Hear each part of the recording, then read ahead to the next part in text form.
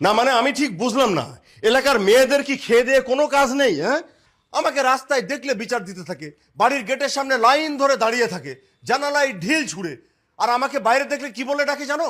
শ্বশুর আব্বা বলে ডাকতে থাকে। আশ্চর্য ব্যাপার, আমি তো দেখছি একটা আজব সমস্যার মধ্যে পড়ে গেলাম। এখানে ঝামেলার কি আছে?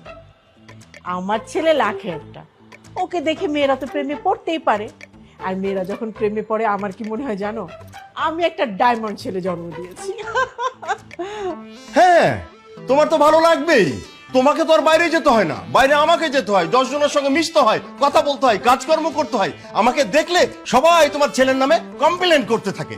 এই শোন, তুই না কালকে থেকে বাড়ি থেকে বের হওয়ার সময় বড় দেখে একটা মাস্ক লাগাবি আর একটা বড় বড় সানগ্লাস লাগিয়ে তারপরে বাইরে যাবি, ঠিক আছে? না, আমার ছেলে মাস্ক পরবে না। মাস্ক পরলে ওর নিঃশ্বাস নিতে কষ্ট হবে না? বাবা, এত টেনশন করার কি আছে? আর এটা তো কমন হয়ে গেছে, সব মেয়েরাই আমার প্রেমে পড়ে। বাট আমি তো কখনো কারো প্রেমে পড়িনি, আর তুমি তো আমাকে চেনোই, সো এত টেনশন করার কি আছে? হ্যাঁ, হ্যাঁ, আমার টেনশনটা তো সেই জায়গায়। তুই প্রেমে না পড়তে তোর কি অবস্থা সৃষ্টি হয়েছে, আর যখন থেকে তুই প্রেমে পড়া শুরু করবি তখন তোর অবস্থাটা কি হবে একবার ভেবে দেখ।